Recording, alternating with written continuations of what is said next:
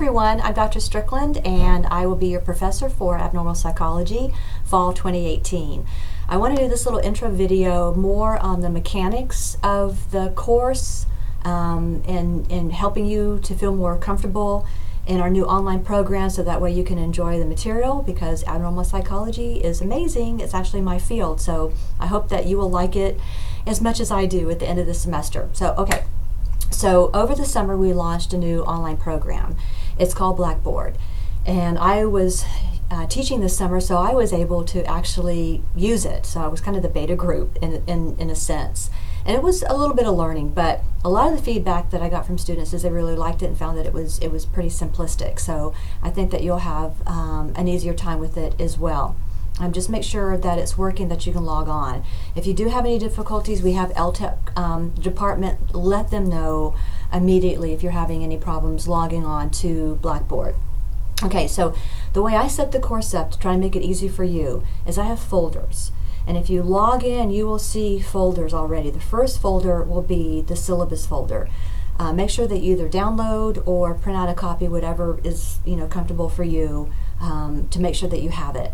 For those who are new to the college and you've taken general psych, so you can take abnormal psych, we have certain policies, and it's always good to know college policies, so we have those embedded into our syllabi. For you, what is most important for students is the course schedule. Like, what do we do each week? And so it gives you an idea. I didn't put the dates down. I think I did, might not, but I'll tell you anyway. But it just lets you know what chapters that I want you to be reading and what we're going to do the following week.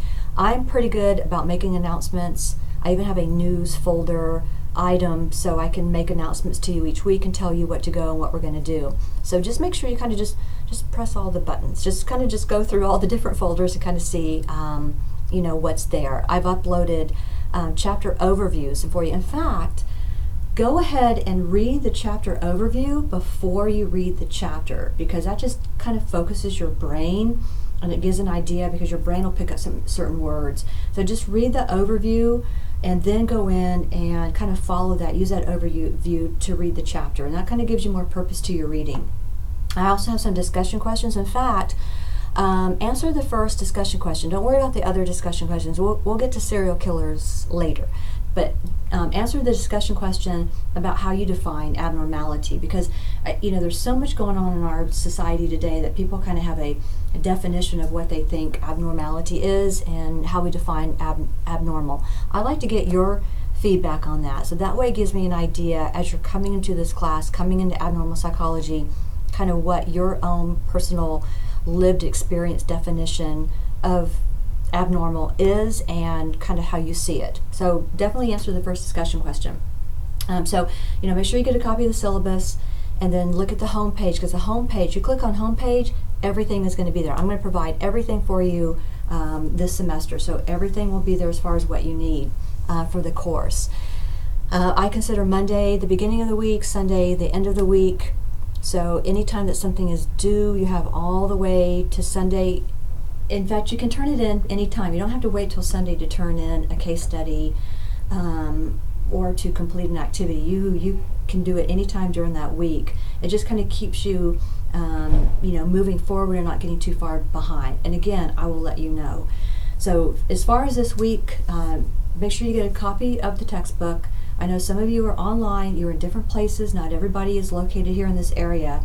Some of you are in different locations. So I have the information that you need for the textbook.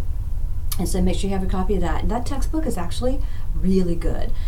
What I like about it is that the DSM is embedded into that textbook. So instead of having to buy a separate DSM, it's embedded. So you see what I see when it comes to criteria and symptomology and what we do to diagnose. So it's a really good resource book. I have a lot of friends that actually have kept the book, that have asked me, and I have students that ended up buying the book because they thought it was a book they could use to take other psych classes like child psychology, adolescent psychology, geriatric psychology. So they kept the book. So I think you'll like it too.